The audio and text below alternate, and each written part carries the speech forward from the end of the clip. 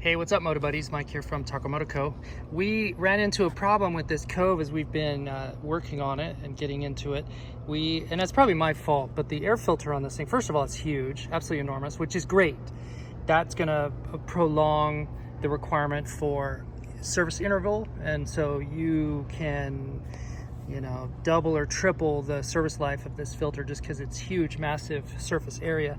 And you'd really benefit if you had a filter skin over the top of this. I'm not sure if PC Racing makes one for this bike, but we're going to investigate. And at a minimum, you could stretch some pantyhose over it. There's plenty of plan B options that you could do as far as that goes. I know that some people have used pool skimmer screens available from the pool supply house. I've heard of that. So the issue that we had was when I was removing, this was really dirty and it needed to be cleaned because we're going to be doing this tuning project. We're doing a custom Dynojet tune to this bike. And one of the issues that I had, again, I probably did this, to remove the inner frame here, you have to feed it out of the hole, one of the holes. You have to pick a hole and then feed it out, and there's these two posts in there.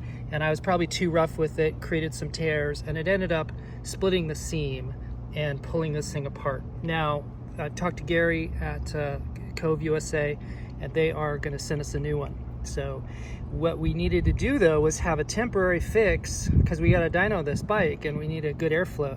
We need to get a good air filter on there so we can get good airflow that represents a real bike, not a filter that's split, but an intact filter. So we put a post up in our Facebook group, our KTM Facebook group, and asked around. I've never had to deal with this. We had suggestions ranging from super glue to 3M33, all types of different glues and suggestions, and they probably all would work really well in a pinch. And then there were a few suggestions of sewing it, and for whatever reason, that just seemed to me like the one that was the sure thing, because there's still going to be oil residue in the foam. Would glues and pastes stick to that oil just without knowing if that was going to waste a lot of time? I just decided to sew it. So we ended up putting a bunch of stitches in it, and you can see how good of a job it did. Would this hold if we were going to be running? So let's say you had a scenario where you're on the trail and your filter started to come apart. Would this work? I think it would. I think you would need very close, very tight stitches. We got a little lazy. Again, you can see some of these gaps here, but this isn't going out on the road. This filter repair is not for dust service. This filter repair is just so that we can pop this on here and get good, because this is gonna smash down. And so for what we're doing in a clean shop to get our testing done, this is sufficient. Would this stitching be fine if you were on a real ride and you had dust? I think it would, but what I think you would want to do is have much tighter stitching and then even come from behind. So we just went in one direction.